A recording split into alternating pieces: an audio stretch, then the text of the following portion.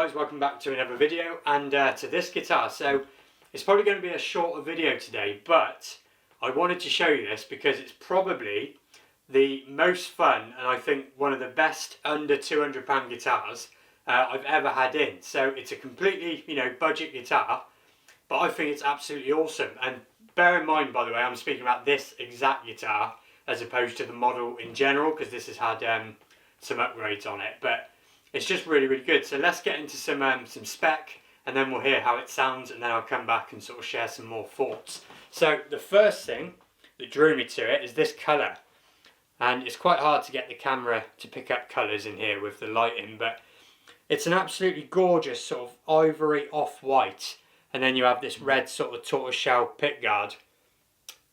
And I just think it looks really, really nice. And then simple across the front, master volume here, master tone there, and a three-way selector switch. The bodywood is NATO. I'll show you the back there. It's probably like 4 or 5 pieces because it is an entry-level Gretsch, but with this finish you'd never know. Bolt on neck, as I say, and then the neck is NATO as well. The profile is it's quite a sort of deep U, but it's quite slim E to E, so it fits in the hand quite nice. Minimal sort of adjusting to it. I found it quite comfy, but definitely a unique kind of neck shape. Let me show you the headstock there. Then we get on to the first of the upgrades. So these are the Wilkinson sort of Grover styles. No issue with Wilkinson hardware. Said that on here many, many times.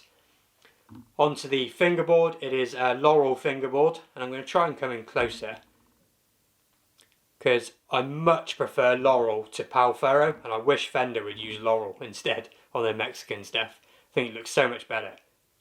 You got these sort of off-center, well, on the side fret markers there as well. 12-inch radius on the board. And here's the other upgrade. So you've got these PAF style humbuckers, and they come from a made in Japan Edwards Les Paul, and in fairness they're very bright, very low output, very sort of vintage PAF sounding, which we'll get to in a second. And then you just got this sort of single stop tailpiece bridge there as well.